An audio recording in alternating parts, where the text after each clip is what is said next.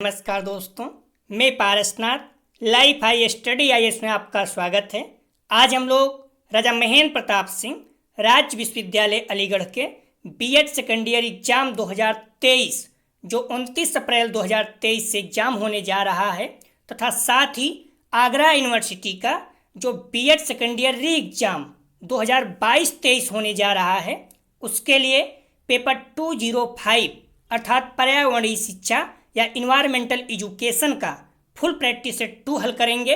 इसके पहले 1 practice set हल कर चुके हैं हम लोग, डिस्क्रिप्शन में लिंक दिया गया है, आप लोग जाकर देख लीजिएगा। इसके टॉप 100 अति महत्वपूर्ण प्रश्न हल करेंगे। यहाँ से निश्चित रूप से एग्जाम में प्रश्नों के सेम टू सेम आने की संभावना है, इसलिए आप लोग वीडियो को पूरा देखिएगा। यह पेपर 40 अंक का होगा। 75 प्रश्न राजा महेंद्र प्रताप सिंह यूनिवर्सिटी में रहेगा और आगरा यूनिवर्सिटी में 100 प्रश्न दिया रहेगा। 50 प्रश्न हल करना होगा आप लोगों को, अर्थात एक प्रश्न 0.8 अंक का होगा और समय 1 घंटे 30 मिनट अर्थात 90 मिनट का होगा। इस पेपर में पास होने के लिए आप लोगों को कम से कम 16 अंक प्राप्त करना होगा, अर्थात 20 प्रश्न सही करना होगा।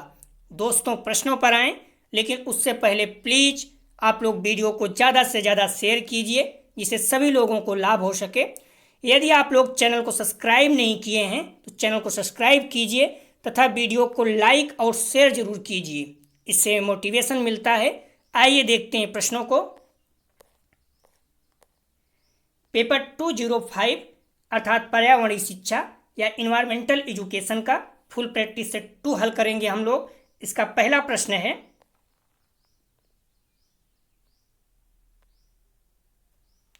इनमें से कौन सा पदार्थ ऊर्जा का अस्थायी स्रोत है? इनमें से कौन सा पदार्थ ऊर्जा का अस्थायी स्रोत है? ए कोयला, बी जल, सी लकड़ी, डी पेट्रोल। इसका सही जवाब हो जाएगा बी जल। सूर्य के प्रकाश, जल, ये सारे क्या हैं? अस्थायी स्रोत हैं ऊर्जा के। कोयला, लकड़ी, पेट्रोल ये सब अस्थायी हैं क्योंकि समाप्त हो जाएंगे। अगला प्रश्न है, धान के खेत से कौन सी गैस उत्पन्न होती है? महत्वपूर्ण है, पीसीएस वगैरह में भी बार बार पूछा जाता है। ए CO2, बी CH4 अर्थात मेथेन, CO2, डी CO। तो धान के खेत से कौन सी गैस उत्पन्न होती है?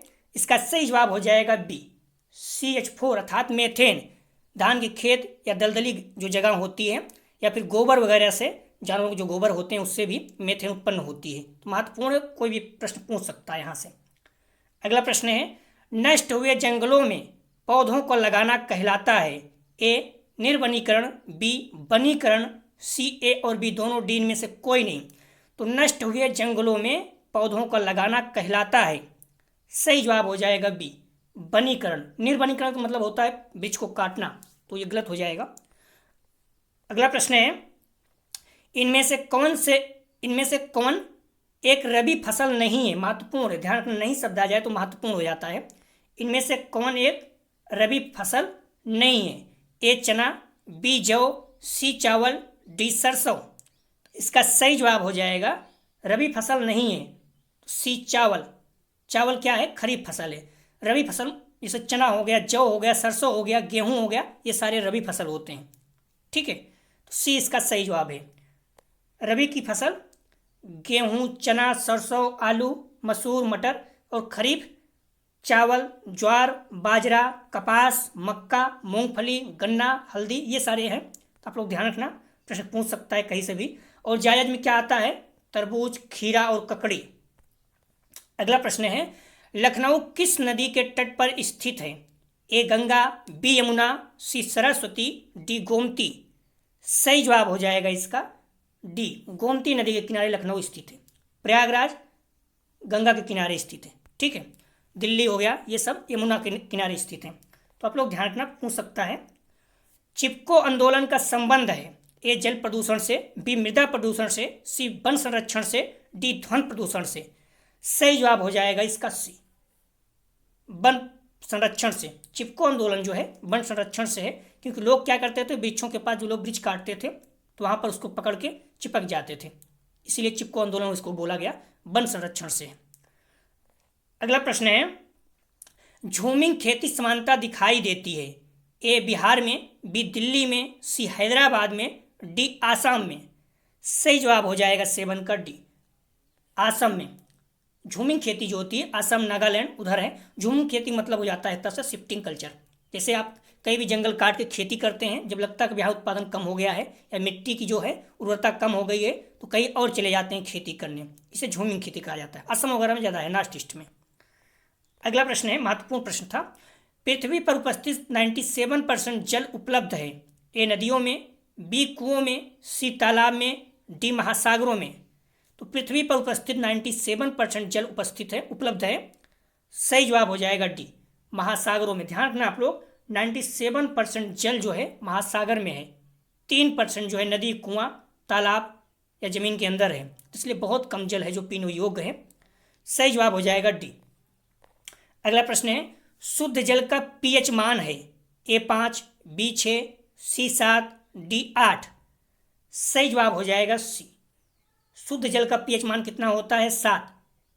अगर कम हो जाता है तो ध्यान रखना, अगर पीएच मान जो होता है ये बताता है कि कितना अम्लीय या क्षारीय है।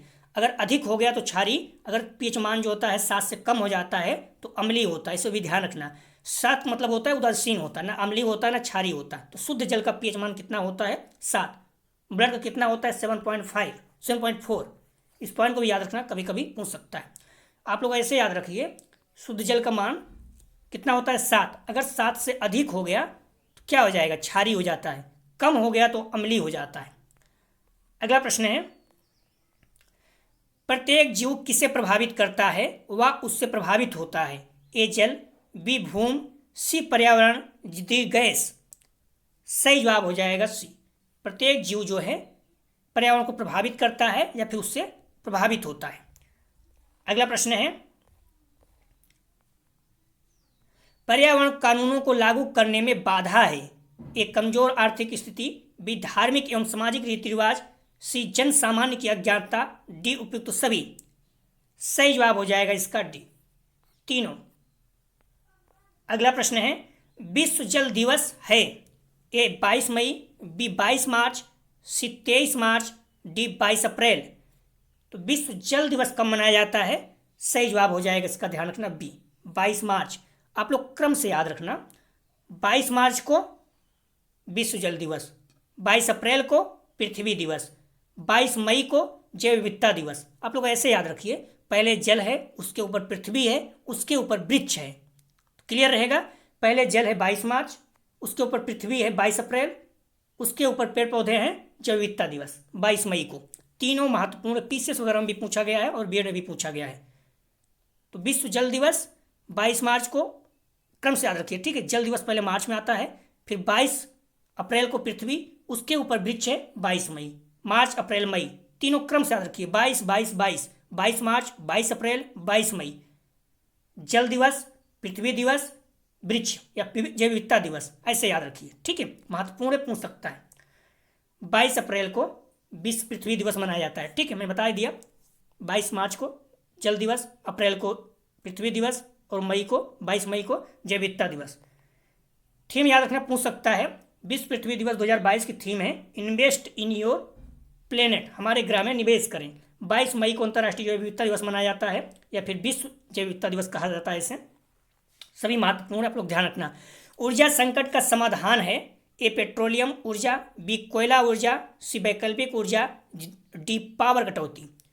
ऊर्जा संकट का समाधान है, आप लोग ऐसे सोचिए, पावर कटौती की निगेटिव पॉइंट है, क्योंकि आप लाइट काट के थोड़ी बचा पाओगे, इससे क्या होता है? नुकसान होता है देश का। सही जवाब हो जाएगा 13 का सी, वैकल्पिक ऊर्जा। ये जो है ऊर्जा संकट का समाधान है। अगला प्रश्न है, परंपरागत ऊर्जा का स्रोत नहीं है, महत्वपूर्ण है। ए लकड़ी, बी कोयला, सी पेट्रोलियम, डी पवन ऊर्जा। परंपरागत मतलब जो चले आ रहे हैं, जैसे लकड़ी, कोयला, पेट्रोल, ये सारे परंपरागत ऊर्जा है। लेकिन पवन हो गया, सौर ऊर्जा हो गया, सूर्य ऊर्जा हो गया, जल ऊर्जा हो गया, जिसे ये सब क्या है? गैर परंपरागत में है। इसमें पूछ रहा परंपरागत ऊर्जा का स्रोत नहीं है, सही जवाब हो जाएगा डी, ठीक है। पवन ऊर्जा ये क्या है? परंपरागत ऊर्जा का स्रोत नहीं है। लकड़ी, कोयला, पेट्रोलियम ये परंपरागत ऊर्जा के स्रोत हैं। परंपरागत ऊर्जा के स्रोत में कौन कौन से आता है याद रखना, कोयला, पेट्रोल, प्राकृतिक गैस, उपले और बिजली। गैर परंपरागत ऊर्जा के स्रोत में सौर ऊर्जा, पवन या वायु ऊर्जा, ज्वारीय ऊर्जा, बायोगैस, परमाणु ऊर्जा। ठीक है, जल ऊर्जा भी आ जाएगा गैर परंपरागत में। अगला प्रश्न है, सर्वप्रथम पारितंत्र शब्द का प्रयोग किसने किया? ए जी टेंसले, बी ओडम, सी फॉक्सबर्ग, डी हेगट। सही जवाब हो जाएगा 15 का ए जी टेंसले। बार बार पूछता है, महत्वपूर्ण है, पीसीएस वगैरह या यूपी टेट, सीटेट में पूछा जाता है। अगला प्रश्न है, मरुस्थल किसका अंग है? ए पारितंत्र, बी राजनीतिक शास्त्र, सी भूमि विज्ञान, डी राजस्थान। तो मरुस्थल किसका अंग है? सही जवाब हो जाएगा इसका ए, पारितंत्र। आप लोग प्लीज़ वीडियो को ज़्यादा से ज़्यादा शेयर कीजिए और वीडियो को लाइक जरूर कीजिए, इसमें मोटिवेशन मिलता है, आपका कोई नुकसान नहीं होता है। अपने कॉलेज के ग्रुप दोस्त यार जो भी बीएड कर रहे हैं सभी को शेयर कीजिए, क्योंकि व्यू आता है तो मोटिवेशन मिलता है। हम्बली रिक्वेस्ट है, आप लोग बुक और मॉडल पेपर को जम के पढ़िए, जितना भी समय बचा है टाइम वेस्ट मत कीजिए। अगर बीएड कर रहे हैं तो निश्चित रूप से आप टीचर बनने का फिर कोई उद्देश्य होगा, तो उसमें पूरी ताकत दीजिए जो भी समय बचा हुआ, बाद में ये ना हो पश्चाताप करना पड़े ना। तो आप लोग मॉडल और बुक को जम के पढ़िए जो भी समय बचा है, और बार बार कोशिश कीजिए, टेस्ट दीजिए। टेस्ट देने से आपको क्या होगा, आपका लेवल पता चलेगा कि आपका कौन सा टॉपिक तैयार नहीं है। उस टॉपिक को आप बार बार पढ़िए। निश्चित रूप से 3 टॉपिक तो आप अच्छे से तैयार कर जाइए, क्योंकि हर अगर टॉपिक से 75 प्रश्न है राजा महेंद्र प्रताप सिंह में, तो लगभग जो है 15 प्रश्न रहेगा, तो इसमें ज़्यादा कम भी रहता है। और आगरा में रहेगा तो 20-20 रहता है, तो 45 प्रश्न आप ऐसे हो जाए, कम से कम 4 यूनिट आप तैयार करके जाइए, कोशिश कीजिए पूरा पढ़ के जाइए, कोई दिक्कत नहीं है। ठीक है, कम से कम यहाँ से 35-40 क्वेश्चन आपको सेम टू सेम मिल जाएगा, तो आप इसे अच्छे से तैयार कर लीजिए जो भी है। अगला प्रश्न है, वृक्षों को डॉट डॉट भी कहते हैं? ए उत्पादक, बी उपभोक्ता, सी विखंडक, डी परजीवी। तो वृक्षों को भी कहते हैं, क्या कहते हैं? सही जवाब हो जाएगा ए, उत्पादक। वृक्षों को उत्पादक भी कहते हैं। अगला प्रश्न है, जल, प्रकाश, तापक्रम, पारिस्थितिक तंत्र के कौन से घटक हैं? ए अजैविक, बी जैविक, सी गौण, डी इनमें से कोई नहीं। तो जल, प्रकाश, तापक्रम ये सब पारिस्थितिक तंत्र के कौन से घटक हैं? सही जवाब हो जाएगा ए, अजैविक। ठीक है, इसको भौतिक घटक भी कहते हैं। जैविक मतलब जीव जंतु, पेड़ पौधे आ जाते हैं जिसमें जैविक में आते हैं। दोनों पॉइंट ध्यान रखना, महत्वपूर्ण पूछा जा चुका है। पारितंत्र के घटक, इस पॉइंट को आप लोग ध्यान रखना, जैविक और अजैविक 2 हैं। ठीक है, और अजैविक में कौन कौन सा आता है? भौतिक कारक, अकार्बनिक, कार्बनिक। ठीक है, अब भौतिक कारक में देखिए क्या आता है, तापमान, आर्द्रता, प्रकाश, वायुमंडलीय दाब। अकार्बनिक पदार्थ में जल, ऑक्सीजन, कार्बन डाइऑक्साइड, नाइट्रोजन। कार्बनिक पदार्थ में प्रोटीन, कार्बोहाइड्रेट, लिपिड। ये सारे हो गए अजैविक में। ठीक है, अब देखते हैं हम लोग जैविक का। तो जैविक में क्या आते हैं? हरे उत्पादक, हरे पौधे, उपभोक्ता, जंतु, अपघटक, सूक्ष्म जीव। ठीक है, ये सारे पॉइंट आप याद रखना, महत्वपूर्ण है। जैव विविधता का प्रकार नहीं है, महत्वपूर्ण है। जैव विविधता का प्रकार नहीं है। ए आनुवांशिक विविधता, बी प्रजाति विविधता, सी पारिस्थितिकी विविधता, डी प्रादेशिक विविधता। तो जैव विविधता का प्रकार नहीं है, सही जवाब हो जाएगा इसका डी, प्रादेशिक विविधता जो है ये जैव विविधता का प्रकार नहीं है। आमतौर पर जैव विविधता के 3 स्तरों पर चर्चा की जाती है, आनुवांशिक, प्रजाति और पारिस्थितिकी तंत्र विविधता। आनुवांशिक विविधता सभी अलग अलग पौधों, जानवरों, कवक और सूक्ष्म जीव में सभी अलग अलग जीन हैं। अगला प्रश्न है, वन प्राणियों की नीति कथाओं से संबंधित पुस्तक है? ए पंचतंत्र, बी हातिम ताई, सी अलिफ लैला, डी विक्रम बेताल। तो वन जीवों की नीति कथाओं से संबंधित पुस्तक है, सही जवाब हो जाएगा ए, पंचतंत्र। ध्यान रखना, महत्वपूर्ण है, प्रश्न पूछ सकता है। अगला प्रश्न है, किस उद्योग में विलायकों द्वारा सर्वाधिक वायु प्रदूषण होता है?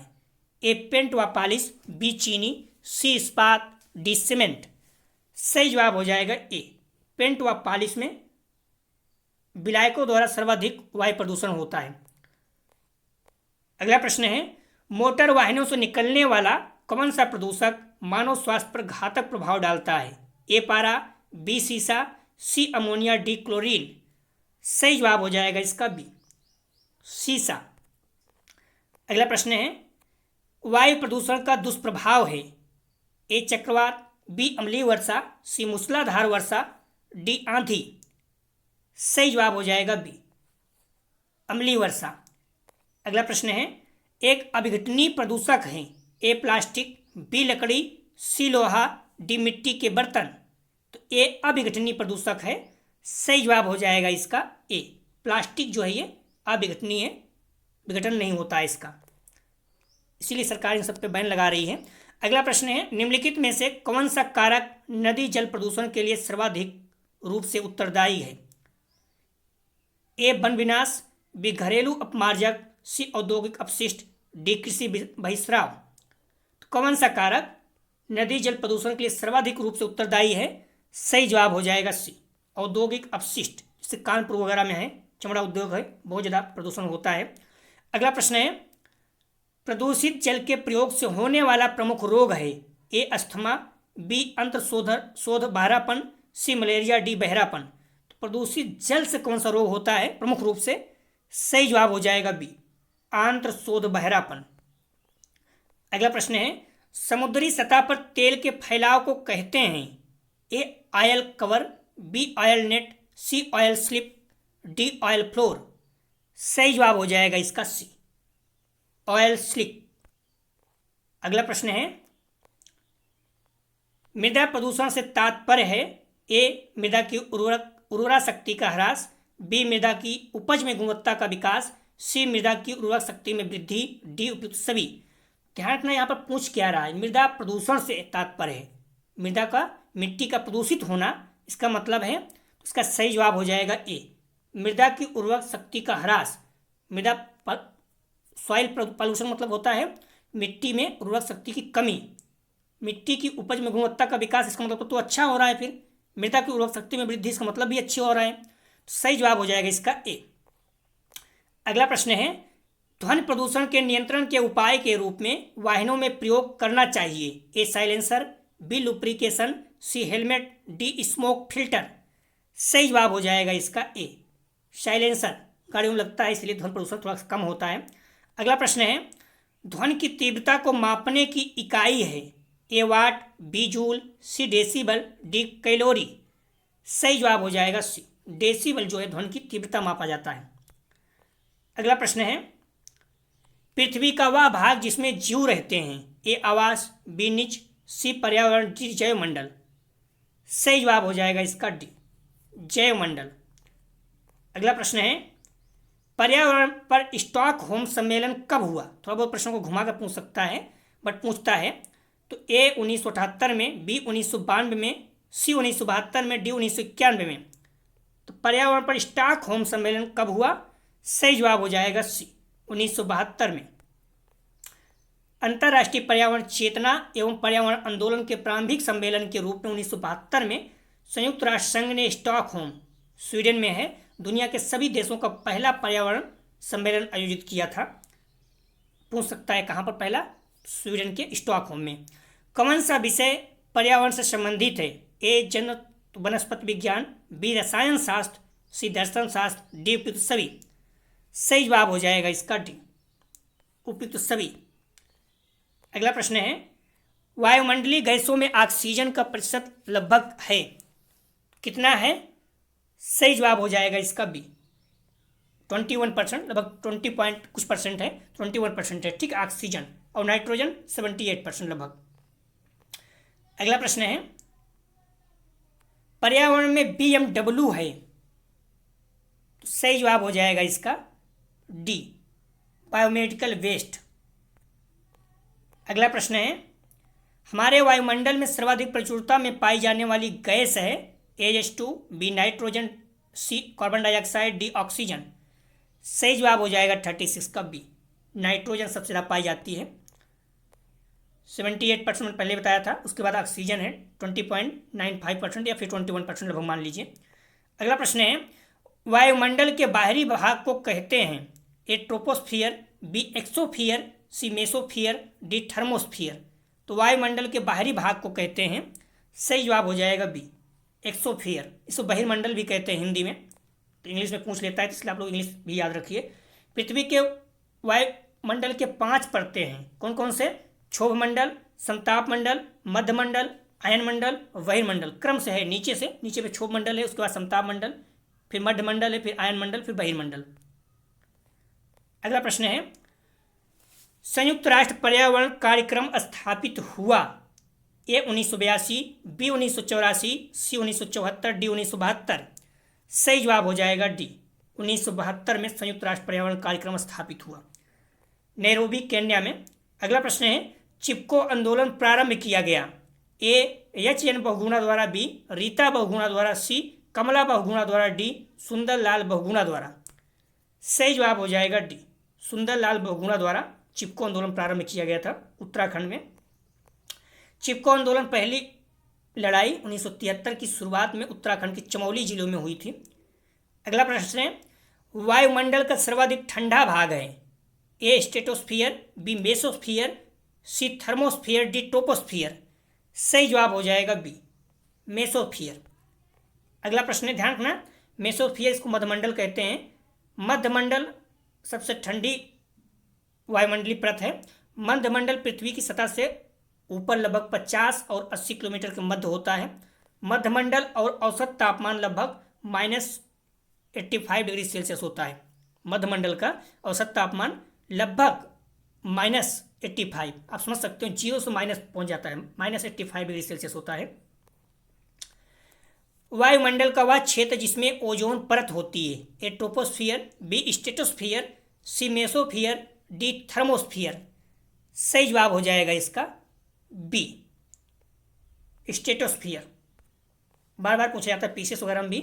पृथ्वी के वायुमंडल का 91% से अधिक ओजोन मुख्यतः स्ट्रेटोस्फियर या समताप मंडल में पाया जाता है। पृथ्वी की सतह के ऊपर लगभग 10 किलोमीटर से पृथ्वी की सतह से ऊपर लगभग 10 किलोमीटर से अधिक तथा पृथ्वी से लगभग 30 किलोमीटर की दूरी तक स्थित, यद्यपि इसकी मोटाई मौसम और भौतिक दृष्टि से बदलती रहती है। ठीक है। अगला प्रश्न है, सदाबहार वनों का प्रमुख लक्षण है? ए मध्य वर्षा, बी वर्षा नहीं, सी वर्ष पर्यंत वर्षा, डी इनमें से कोई नहीं। सही जवाब हो जाएगा सी, वर्ष पर्यंत वर्षा। सदाबहार वनों का प्रमुख लक्षण है वर्ष पर्यंत वर्षा। अगला प्रश्न है, मतलब साल भर वर्षा होती है, वर्ष भर वर्षा होती रहती है। भारत का वन शोध संस्थान स्थित है? ए देहरादून, बी लखनऊ, सी कानपुर, डी इनमें से कोई नहीं। सही जवाब हो जाएगा भारत का वन शोध संस्थान ए देहरादून में। अगला प्रश्न है, वन संरक्षण अधिनियम लागू किया गया था? ए 1980, बी 1972, सी 1978, डी 1984। सही जवाब हो जाएगा ए 1980। वन संरक्षण अधिनियम लागू किया गया था। सही जवाब हो जाएगा इसका ए, कंफ्यूज नहीं होना आप लोग, ठीक है। ए 1980। कभी कोई पढ़ते समय त्रुटि हो जाती है, माइंड काम नहीं करता है। अगला प्रश्न है, वनों की निम्न में से क्या उपयोगिता है? ए वन मानसून के दौरान वर्षा लाते हैं। वनों की निम्न में से क्या उपयोगिता है? वन मानसून के दौरान वर्षा लाते हैं। बी वह वाटर शेड का काम करते हैं। सी वह मानसून के दौरान वर्षा को बाधित करते हैं। डी इनमें से कोई नहीं। तो इसका सही जवाब हो जाएगा ए, वन मानसून के दौरान वर्षा लाते हैं। अगला प्रश्न है, सबसे अधिक ऊर्जा उत्पन्न करने वाला स्रोत है? ए डीजल, बी कोयला, सी सौर ऊर्जा, डी विद्युत। सही जवाब हो जाएगा इसका सी, सौर ऊर्जा। अगला प्रश्न है, मेधा पाटकर संबंधित हैं? ए नर्मदा बचाओ आंदोलन से, बी बेटी बचाओ आंदोलन से, सी गंगा हटाओ आंदोलन से, डी गरीबी हटाओ आंदोलन से। यहाँ पर गंगा हटाओ क्या, गंगा बचाओ रहेगा, वो शायद रहना चाहिए, लेकिन हटाओ लिखा है। तो मेधा पाटेकर संबंधित हैं, इसका सही जवाब हो जाएगा 47 का ए, नर्मदा बचाओ आंदोलन से। अगला प्रश्न है, बाढ़ को किसके द्वारा रोका जा सकता है? ए नगरीकरण से, बी वृक्षारोपण से, सी अवांछित वृक्षों को काटकर, डी मांसाहारी का वध करके। तो बाढ़ को किसके द्वारा रोका जा सकता है? सही जवाब हो जाएगा बी, वृक्षारोपण से। अगला प्रश्न है, वर्षा में अम्ल का मापन किया जाता है? ए हाइग्रोमीटर द्वारा, बी बैरोमीटर द्वारा, सी एमीटर द्वारा, डी पीएच मीटर द्वारा। सही जवाब हो जाएगा डी, पीएच मीटर द्वारा। अगला प्रश्न है, पृथ्वी का औसत तापमान है? ए 10 डिग्री सेल्सियस, बी 15, सी 20, डी 29। तो पृथ्वी का औसत तापमान है, सही जवाब हो जाएगा बी, 15 डिग्री सेल्सियस। पृथ्वी का औसत तापमान 57.2 फ़ारेनहाइट होता है, या फिर 14 डिग्री सेल्सियस होता है। इस पॉइंट ध्यान रखना, 14 नहीं था, तो इसलिए जो है 15 लगभग वहाँ पर है, तो 15 हो गया। अगला प्रश्न है, मृदा अपरदन रोका जा सकता है चारागाहों द्वारा, बी पेड़ उगाकर, पेड़ पौधों को उगाकर, सी कवक, डी फसल चक्र द्वारा। तो मृदा अपरदन अर्थात मिट्टी का काटना कैसे रोका जा सकता है? सही जवाब हो जाएगा बी, पेड़ पौधों उगाकर। इकोसिस्टम का अजैविक घटक है, ए पौधे, बी जीवाणु, सी ढाल बनाकर, डी मिट्टी। सही जवाब हो जाएगा डी, मिट्टी जो है इकोसिस्टम का अजैविक घटक है, पौधे जो हैं जैविक घटक हैं। आप लोग याद रखना, पूछा जाता था, बार बार पूछा जाता है। प्राकृतिक एवं मानवीय क्रियाओं द्वारा व्यापक स्तर पर पर्यावरणीय गुणवत्ता की घटना को कहा जाता है। सही जवाब हो जाएगा 53 का ए। अब घटक, अगला प्रश्न है, पौधों को विकास के लिए आवश्यक पोषक तत्व किसके द्वारा मृदा में वापस पहुंच जाते हैं? सही जवाब हो जाएगा ए, अब घटक। अगला प्रश्न है, निम्नांकित में से कौन सा जीव शाकाहारी नहीं है अर्थात मांसाहारी है? ए हिरन, बी गाय, सी शेर, डी बकरी। सही जवाब हो जाएगा सी, शेर। शेर जो है ये मांसाहारी है, बाकी हिरन, गाय, बकरी शाकाहारी है। अगला प्रश्न है, निम्न में से कौन सा जानवर शाकाहारी है? सही जवाब हो जाएगा डी, गिलहरी जो है शाकाहारी है, बाकी बिल्ली, कुत्ता, शेर मांसाहारी है।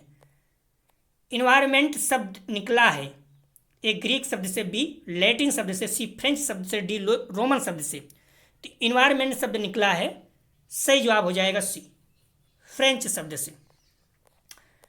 पर्यावरण अर्थात इन्वायरमेंट शब्द की उत्पत्ति फ्रेंच शब्द इन्वायरोनेल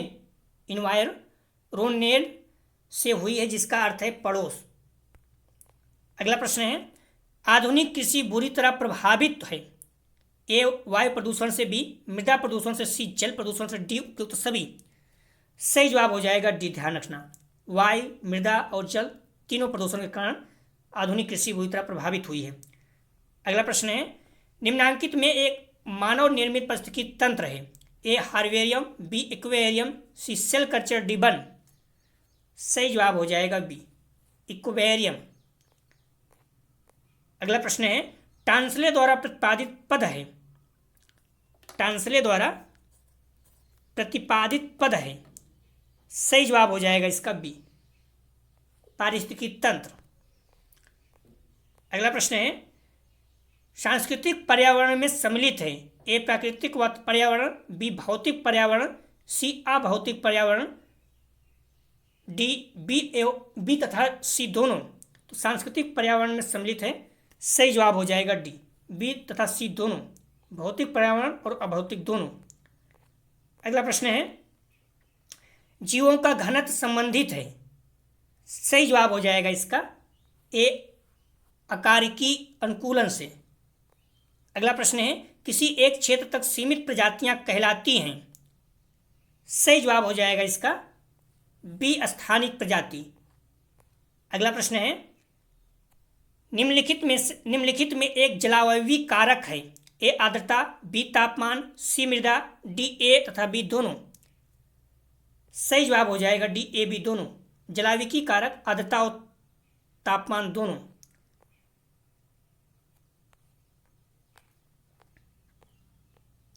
अगला प्रश्न है, पारिस्थितिकी पद प्रस्तावित किया था, ए ओडम, बी हेकल, सी टेंसले रहेगा यहाँ पर, डी पंडित डी शर्मा। सही जवाब हो जाएगा इसका 65 का बी, हेकल, पारिस्थितिकी पद, ध्यान रखना। अगला प्रश्न है, जीवमंडल सम्मिलित करता है, ए तालाब, बी वन, सी खेत, डी उपयुक्त सभी। सही जवाब हो जाएगा डी, सभी। जीवमंडल तालाब, वन, खेत सभी सम्मिलित करता है। अगला प्रश्न है, एक पारिस्थितिकी सम्मिलित करता है। सही जवाब हो जाएगा 67 का डी, हरे पौधे, जंतु, अपघटक तीनों। अगला प्रश्न है, किसी पारिस्थितिकी तंत्र का केंद्रीय पक्ष है।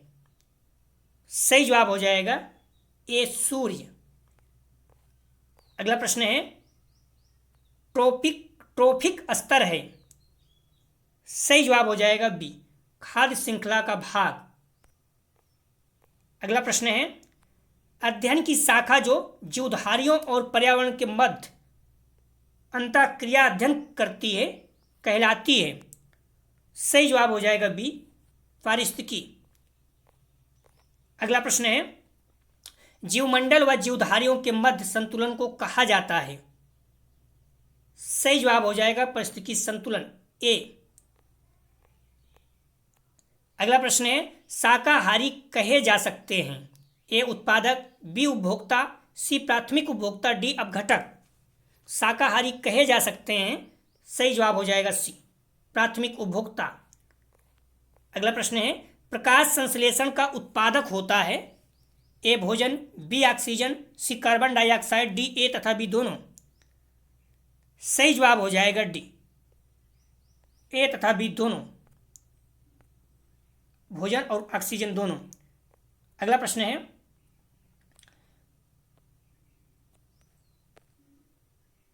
मानव है। ए उत्पादक, बी प्राथमिक उपभोक्ता, सी द्वितीयक उपभोक्ता, डी प्राथमिक एवं द्वितीयक उपभोक्ता। सही जवाब हो जाएगा मानव है, सही जवाब हो जाएगा डी। मानव क्या है, प्राथमिक और द्वितीयक उपभोक्ता दोनों हैं। अगला प्रश्न है, उत्पादकों को भोजन करने वाले जीवधारियों को कहा जाता है। ए शाकाहारी, बी मांसाहारी, सी सर्वाहारी, डी अपघटक। तो उत्पादकों बात कर रहा है यहाँ पर, भोजन करने वाले जीवधारियों को कहा जाता है। सही जवाब हो जाएगा ए शाकाहारी। पेड़ पौधों का जो या फलों का जो भोजन करते हैं उन्हें शाकाहारी कहा जाता है। पृथ्वी दिवस मनाया जाता है। ए 5 जून, बी 26 अक्टूबर, सी 22 अप्रैल, डी 5 सितंबर। मैंने पहले बताया, सारे महत्वपूर्ण हैं। जल दिवस, विश्व जल दिवस 22 मार्च, 22 अप्रैल पृथ्वी दिवस, 22 मई जैव विविधता दिवस। तो पृथ्वी दिवस मनाया जाता है, सही जवाब हो जाएगा सी 22 अप्रैल। जल दिवस, पृथ्वी दिवस, जैव विविधता दिवस तीनों आपको पता होना चाहिए। 22 मार्च, 22 अप्रैल, 22 मई, तीनों 22-22 हैं, कंफ्यूज नहीं होना। विश्व पृथ्वी दिवस 2022 की थीम है इन्वेस्ट इन योर प्लेनेट, हमारे ग्रह में निवेश करें। महत्वपूर्ण है, थीम भी पूछ सकता है। प्रोजेक्ट विधि के प्रतिपादक थे। सही जवाब हो जाएगा इसका बी, किलपैट्रिक। प्रोजेक्ट विधि की मूल अवधारणा जॉन डीवी के द्वारा दी गई थी तथा उनके शिष्य किलपैट्रिक ने प्रोजेक्ट विधि का प्रतिपादन किया। तो आप लोग कंफ्यूज नहीं होना। अगला प्रश्न है, प्रदर्शन विधि है। सही जवाब हो जाएगा इसका सी, शिक्षक केंद्रित, क्षमता केंद्रित प्रदर्शन विधि है। सही जवाब हो जाएगा सी। अगला प्रश्न है, यह विधि विषयी समूह से प्रश्नों के द्वारा आंकड़े एकत्रित करती है। यह विधि विषयी समूह से प्रश्नों के द्वारा आंकड़े एकत्रित करती है। तो उसमें कौन सी विधि? सही जवाब हो जाएगा डी, सर्वेक्षण विधि जो है समूह से प्रश्नों के द्वारा आंकड़े एकत्रित करती है। अगला प्रश्न है, इनमें से कौन सी विधि सबसे पुरानी है? सही जवाब हो जाएगा बी, भाषण। अगला प्रश्न है, कौन सी विधि सर्वाधिक विषय वस्तु न्यूनतम समय में प्रदान कर सकती है? सही जवाब हो जाएगा ए, भाषण। अगला प्रश्न है, यह विधि किसी कार्य को करने की क्रमवार प्रक्रिया करके सिखाती है। सही जवाब हो जाएगा सी, प्रदर्शन विधि। अगला प्रश्न है, राष्ट्रीय पुरस्कार से सम्मानित सर्वोच्च फिल्म वाटर वरियल जो कि जल संरक्षण से संबंधित है के निर्देशक है, मतलब किसके द्वारा निर्देशित की गई है? सही जवाब हो जाएगा बी, शांतनु सेन। अगला प्रश्न है, 2019-20 में पहली बार प्राथमिक से माध्यमिक स्तर पर इको क्लब हेतु अनुदान किसके द्वारा दिया गया? सही जवाब हो जाएगा ए, समग्र शिक्षा। अगला प्रश्न है, इको क्लब का उद्देश्य नहीं है। सही जवाब हो जाएगा, ध्यान रखना डी, छात्रों को प्लास्टिक बैग के प्रयोग हेतु प्रेरित करना। ये निगेटिव पॉइंट है, तो इको क्लब का उद्देश्य नहीं है छात्रों को प्लास्टिक बैग के प्रयोग हेतु प्रेरित करना। अगला प्रश्न है, पर्यावरण अध्ययन है। ए, अंतर विषयक बहुविषयक, बी, अंतर अनुशासनात्मक, ट्रांसडिसिप्लिनरी, सी ए बी दोनों, डी इनमें से कोई नहीं। सही जवाब हो जाएगा सी ए बी दोनों। अगला प्रश्न है किसकी पहुंच सर्वाधिक है? ए प्रिंट मीडिया, बी फिल्म, सी दृश्य श्रव्य सामग्री, डी प्रदर्शनी। तो किसकी पहुंच सर्वाधिक है, मतलब सबसे ज़्यादा लोगों तक कौन सी पहुंच है? सही जवाब हो जाएगा 87 का ए, प्रिंट मीडिया जो है सबसे ज़्यादा लोगों तक पहुंचे। अगला प्रश्न है प्रोजेक्ट विधि का अंतिम चरण है? सही जवाब हो जाएगा सी, मूल्यांकन। अगला प्रश्न है वानप्रस्थ की आयु है? सही जवाब हो जाएगा सी, 50 से 75। वानप्रस्थ की आयु पूछ रहा है, ठीक है। जितने भी हैं 4 प्रकार के, चारों आपको पता होना चाहिए। 4 आश्रम हैं, ब्रह्मचर्य, गृहस्थ, वानप्रस्थ और संन्यास आश्रम। ब्रह्मचर्य आश्रम में क्या होता है? जन्म से 25 वर्ष तक शैक्षणिक उपलब्धियां और बौद्धिक विकास होता है। गृहस्थ आश्रम 25 से 50 वर्ष तक होता है, सामाजिक विकास हेतु धर्म, अर्थ, काम की प्राप्ति होती है। और तीसरा होता है वानप्रस्थ आश्रम 50 से 75 वर्ष तक, आध्यात्मिक उत्कर्ष हेतु। चौथा होता है संन्यास आश्रम 75 से 100 वर्ष तक, मोक्ष प्राप्त करना।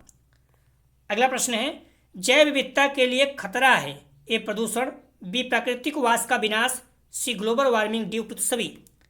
सही जवाब हो जाएगा डी, सभी। जैव विविधता के लिए खतरा, प्रदूषण भी, ग्लोबल वार्मिंग भी, प्राकृतिक वास मतलब जो प्राकृतिक है उसके निवास को नष्ट करना, तीनों। हमली रिक्वेस्ट है प्लीज़ आप लोग वीडियो को ज़्यादा से ज़्यादा शेयर कीजिए, कॉलेज ग्रुप दोस्त यार जो भी हैं, और लाइक जरूर कीजिए, इससे मोटिवेशन मिलता है। अगला प्रश्न है अम्लीय वर्षा उत्पन्न करने वाली मुख्य गैसें हैं? सही जवाब हो जाएगा इसका ए, सल्फर डाइऑक्साइड और नाइट्रोजन डाइऑक्साइड। अगला प्रश्न है ध्यान रखना, अम्ल वर्षा में 2 प्रकार के वायु प्रदूषण से आते हैं। अम्ल वर्षा में अम्ल 2 प्रकार के वायु प्रदूषण से आते हैं, कौन कौन? सल्फर डाइऑक्साइड और नाइट्रोजन डाइऑक्साइड, जिन्हें हम सल्फर डाइऑक्साइड और नाइट्रोजन ऑक्साइड कहते हैं, ठीक है। सल्फर डाइऑक्साइड और नाइट्रोजन ऑक्साइड, तो ये 2 हैं जिससे अम्ल वर्षा बनती है। इन गैसों की जब वर्षा जल से अभिक्रिया होती है तो सल्फ्यूरिक एसिड और नाइट्रिक एसिड बनते हैं। इस पॉइंट को ध्यान रखना। सल्फ्यूरिक एसिड का सूत्र क्या है? H2SO4। पीसीएस वगैरह में बार बार पूछा गया है। जो वर्षा के साथ बरसते हैं ऐसी वर्षा को अम्लीय वर्षा कहते हैं। अगला प्रश्न है पर्यावरण उन समस्त दशाओं का योग है जिसमें जीव विकास करता है, उपयुक्त परिभाषा किसकी है? इस पॉइंट को ध्यान रखना। पर्यावरण उन समस्त दशाओं का योग है जिसमें जीव विकास करता है, उपयुक्त परिभाषा किसकी है? सही जवाब हो जाएगा इसका, ध्यान रखना। अभी सी एजिटेंस लेकिन क्लियर नहीं हो पा रहा, कहीं मिल नहीं रहा, इसका आंसर कोई दिया नहीं है।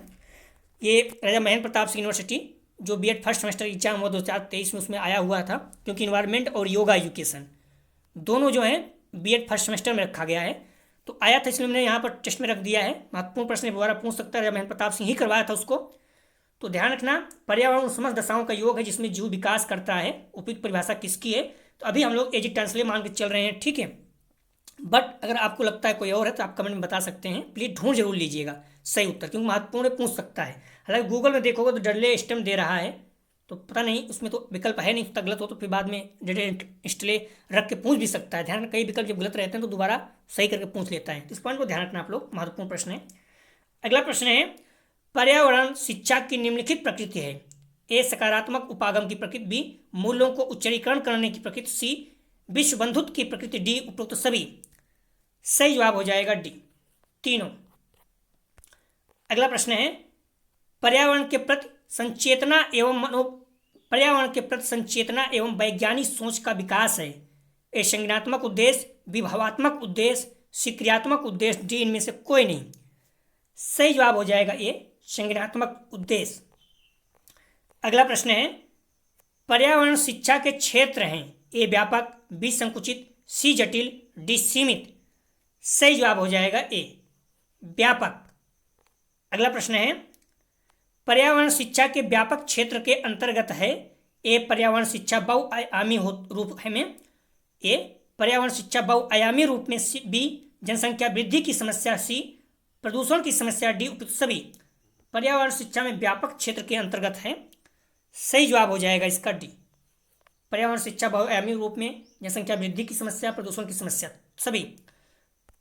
अगला प्रश्न है यदि आप लोगों को किसी प्रश्न में संदेह हो तो कमेंट में बता सकते हैं, फिर से चेक करूंगा, क्योंकि जितना ज़्यादा प्रश्न रहता है तो प्रश्न में संदेह होना स्वाभाविक है। मनोगत्यात्मक क्रियात्मक उद्देश्य के अंतर्गत आते हैं: ए, पर्यावरण सुरक्षा संरक्षण कार्यक्रम में भाग लेना। बी, पर्यावरण खेल क्लब में सहभागिता आदि और प्रोत्साहन।